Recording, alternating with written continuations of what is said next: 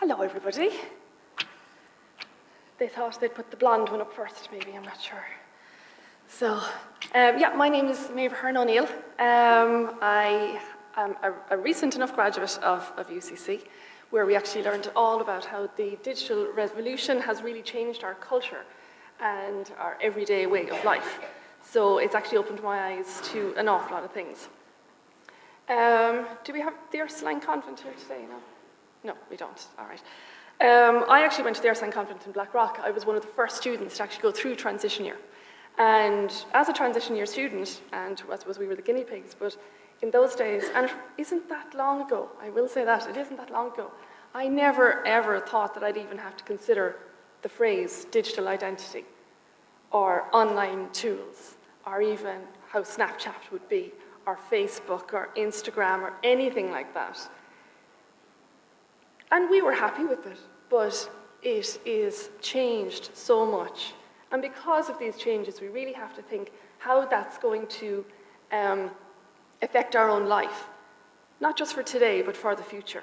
Because everything you do today can affect your life for the future. We are completely surrounded by information. It's actually in your pocket. It's on your phone. You can find out anything that you want by taking the phone out of your pocket and searching it online.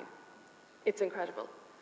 I'll tell you a reason why I actually had to come back to UCC is because I was made redundant. The reason I was made redundant is because I used to sell encyclopedias. Okay, yeah, because the world of information is in your pocket. Nobody really needed a 27-volume set of World Book encyclopedias. They didn't. They were just completely made obsolete because the world had changed that much. The amount of information that we can actually find can make us happy, sad, angry, emotional. Just, it can really create an emotion straight away on the information that you can find. But it can also be quite distracting in that you could be searching for something online to do for college, and then you see that ad for those boots that you were looking at. Oh yeah, there's those boots there.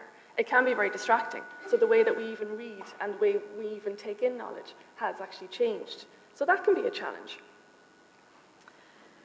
We've also really learned to become multitasking.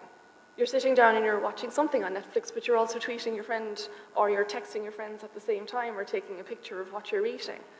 It's completely changed. But this is the new norm for us. We can't even say that we're living in a digital revolution because we've actually gone through it on the other side. This is now the norm for everybody, not just ye, but for us as well. So everything that ye share online, every tweet, every Instagram post, every Facebook post, everything that ye share online is online. It can be seen. It is creating your own online identity, and it's there to stay. This is actually what's called a digital footprint. I missed a slide, the new norm, go on. It is your digital footprint. So everything that you're posting online, every picture that you're posting online, everything that you'll do today online is your digital footprint. I'm not sure if you even would have thought about it before. I probably wouldn't have at your age. I would have just been in the moment and shared that picture, made that comment, liked that post. But everything that you do from now on and from the past, you have to really start thinking about, and the way that you're doing it. But it also can be a good thing because it's also evidence that you actually exist online and that you're taking the responsibility of what you're actually posting online. There are actually two types of digital footprint. There is voluntary and there is involuntary. Voluntary footprint is easy for you to control. It's actually what you're doing. It's everything that you are posting, everything that you're liking, everything that you're sharing. You are in control of it. You can edit it when you want to. You can decide. You have the choice of what you're going to post. And that is fine. It's very easy to control and manipulate in your own way. It's the involuntary digital footprint that you need to be aware of. So for example, we're using the hashtag uOnline today, but let's say if you were in a photo that has been put up, you're automatically attached to that hashtag. So on Instagram or on Facebook, you're out having fun with your friends, your friend posts a picture of you, tags you in it without your consent, you don't know where that picture is going to go because you have no control over it. And that's what you have to be careful of from now on. It's that loss of control that can kind of worry us. Because your digital footprint will impact your reputation. You're in transition year now, you're really looking ahead to the future, deciding maybe what college course you want to do, which then leads to the career path that you want. You have to start really thinking about how your digital footprint is going to impact your reputation to get into college, to get that job, to really make it matter.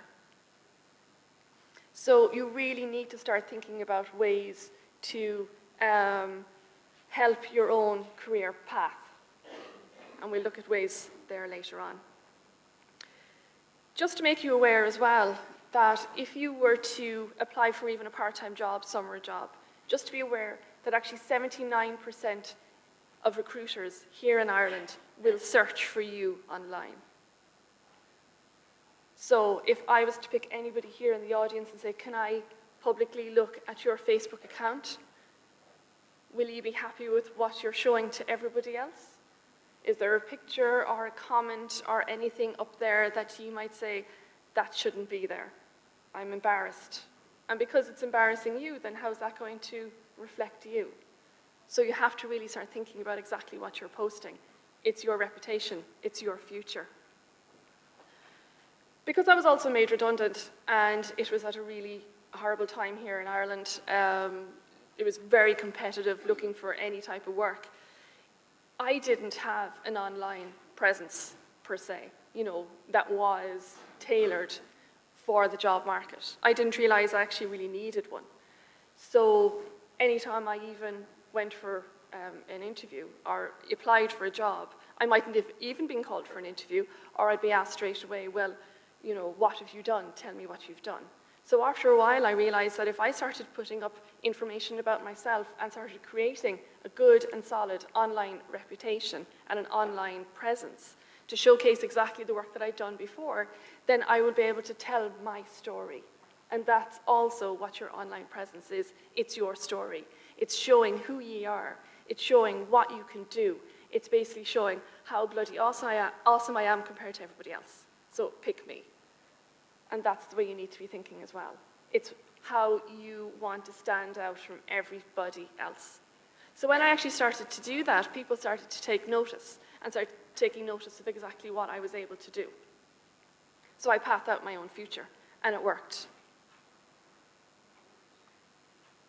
You have to remember as well that everything online is forever. You might think I can delete it, but if somebody's viewed it, it's already in their mind. Okay? So you need to really start taking control of what you're posting, what you're sharing, what you're liking. And don't allow others to taint your future by letting them tag you or letting them share things that you don't want them to. I know it can be fun and exciting, but it can be quite scary and tainting your own future, because you are responsible for your own future. And starting a good online presence can actually help you do that. So there are 3 words that I actually say to most of my students. It's make it matter. Start making your online presence matter for your future. Start taking heed of exactly what you're posting, why you're posting it. Even start asking the question, if I post this, is this going to help me for my own future? So there are certain ways that we can look at to start taking control,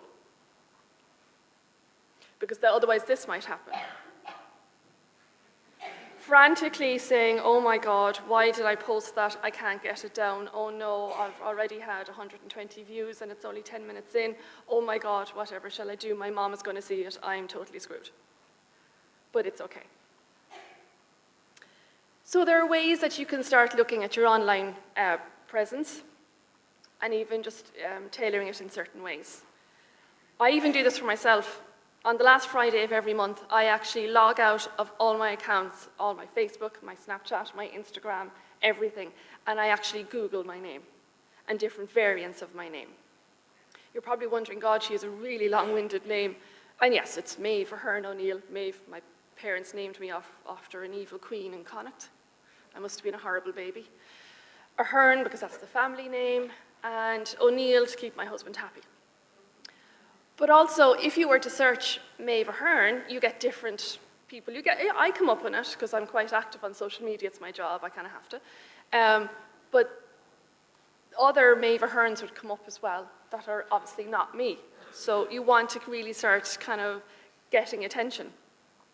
If you put in Maeve O'Neill, same thing happens. Other Maeve O'Neills come up as well. I come up as well. But if you type in Maeve Ahern O'Neill, I have 2 whole pages of a Google search.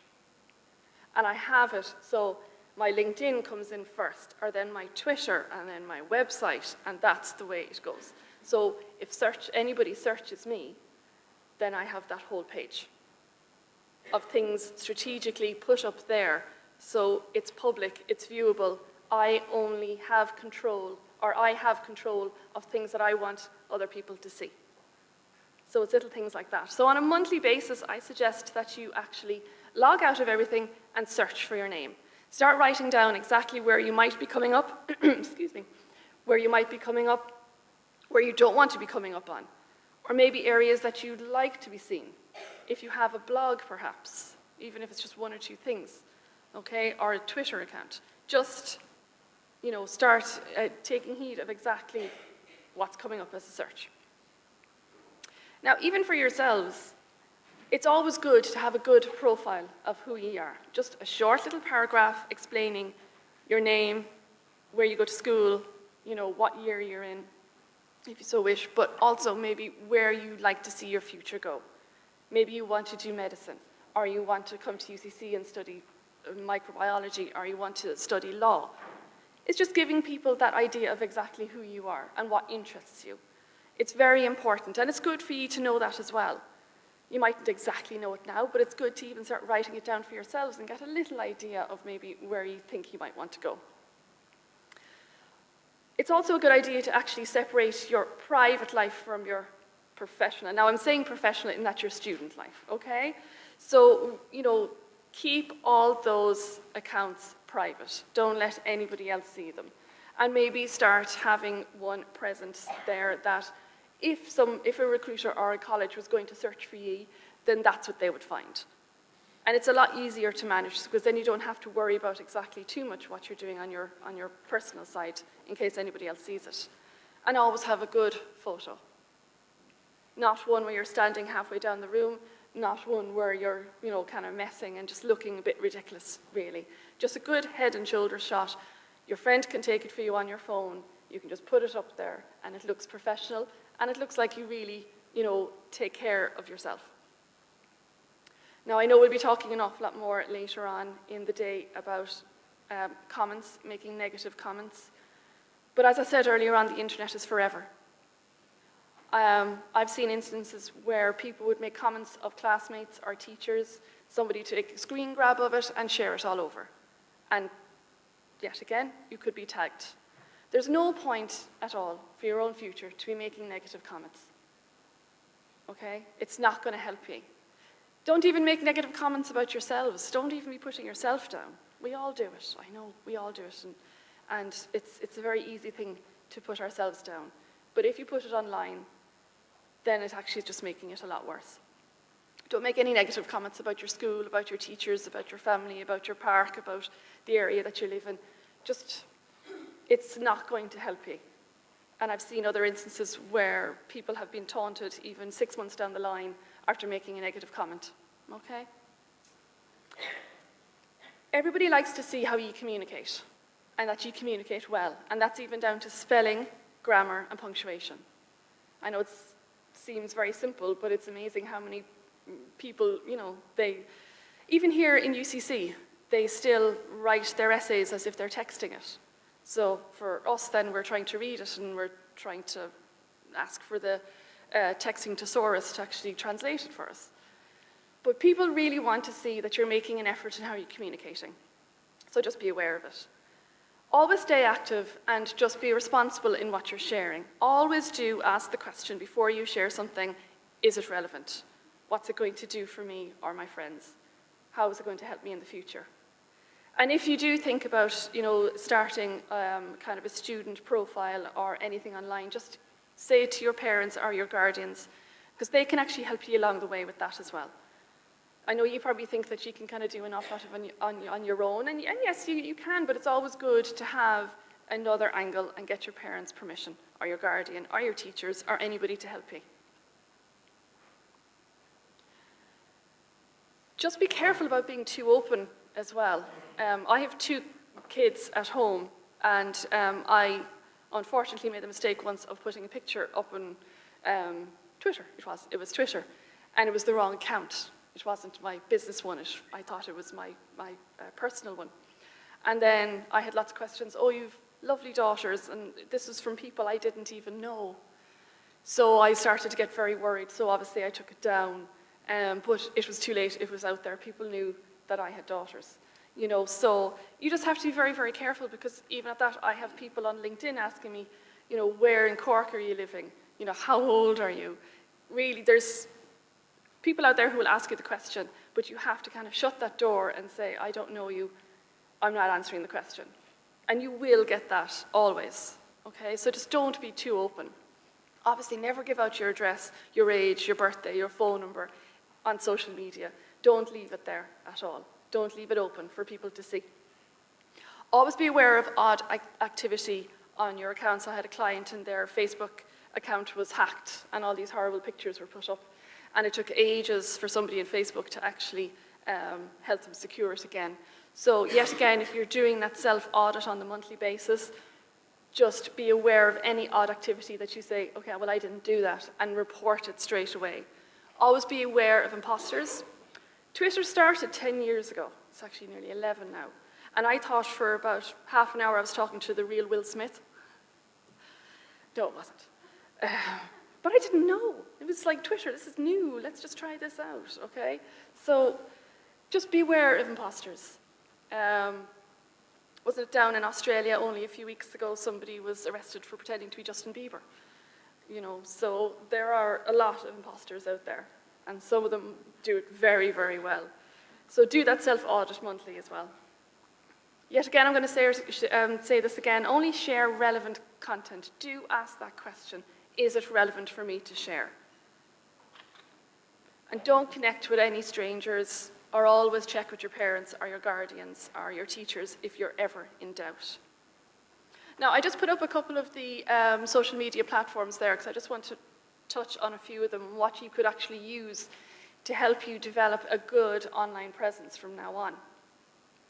One of the first ones I always talk about is a blog, and a nice WordPress blog where you can actually write down things about that's going on in school, subjects that you're enjoying. It's almost like documenting your thoughts. It's lovely I've seen it done before, and I love to see how people like yourselves are actually thinking about your future. And even for colleges, an awful lot of colleges, they want you to write down an essay and stuff, and this is actually a good practice to get that. If you keep writing in a blog, it's a good way to kind of practice for that admissions essay. And then if you're called for an interview of any kind, then you actually have that knowledge because you've actually written it down on a blog. And it's a fun way of doing it, and you can put up a YouTube video, or you could put up some, if you're into art or graphic design, and share those things. With a blog, your world is your oyster. You can share as much stuff as you want to really showcase your story. Where you're coming from, where you want to go, what you're doing now. If you play hockey or tennis or swimming or do ballet or anything like that, it's a great way of really showcasing who you are, and it actually will really help you with regards to college and then onwards after that. Now, I put Snapchat up there, but Snapchat is great fun to use. Just be aware, again, if people are going to connect with you in it. Just keep it private, I would say. Instagram also is a good one to use if you go to the Young Scientist or anything here, or if you're doing any group work, you could actually set up a group Instagram account and keep it private if you so wish, but it's a great way of sharing pictures and things like that, and you'll always have that even for yourselves as well. You could say the same with Facebook. Now, Facebook, they keep changing their settings. So when you're doing that self-audit on a monthly basis, I suggest that you go in and check that all your pictures and everything are still set on that only your friends can see it. It actually happened to me not too long ago. I actually am glad I went in and I checked it. They changed the settings and all my pictures were private. So if somebody was to search for me and my Facebook account came up, all the pictures of my kids, my family, all my friends, everything was actually open. So I had to go in and actually secure every single one of them again. So do be aware of it. When things change, you have to be aware that you might have to go in and change the settings again. Just make sure that all the settings are to private. Twitter is a great way of actually finding information. If you don't have a Twitter account, you could actually set up a private Twitter account. It's a great way of even searching for hashtags on any subject. When I was a master's student here, I actually used the hashtag personal branding, and the amount of information that I was able to find was incredible. So it's a great way of actually finding other people like influencers, people who really can inspire you and give you a great extra bit of knowledge as well. Now, here in Ireland, I think the age for setting up a LinkedIn account is 14. But what you can do, if you so wish, is that you can set up, with your parents' permission, or your teachers, or you can even do it in schools if you so wish, set up a LinkedIn account and do put your age in, but you can start sharing any papers that you have written, any group work that you have written, but you can keep it completely private. And it's a good way of actually getting used to the platform as you move along, because even when you come to college, it's also a great way of sharing what you're studying in college. And of course, you all know about YouTube, so there isn't much about that, but just be careful on what you're sharing on YouTube as well. Okay? So we're just linking it all together. So you have an online presence. Even if you think you don't, you actually have one there, and that is your digital footprint. Your voluntary and your involuntary. Just be careful of an involuntary footprint and just make sure that your settings are set that, if you don't want people tagging you, then set that, for example. Your online presence can open so many doors for you. And that's the great thing about the sharing culture that we're living in. Not only are we getting our news and our information, but we're also able to share it at an enormous scale. And that is an opportunity in itself. Always stay in control and just be secure with all your accounts. And just please, from now on, just start making it matter. Because this is your future. It's there for the taking. The world is a lot more open to you than it was for us. I'm not saying it's going to be easy, but I'm just going to say, start thinking about it now and just start building up on it as you go along. And with that, I'm going to say thank you very much.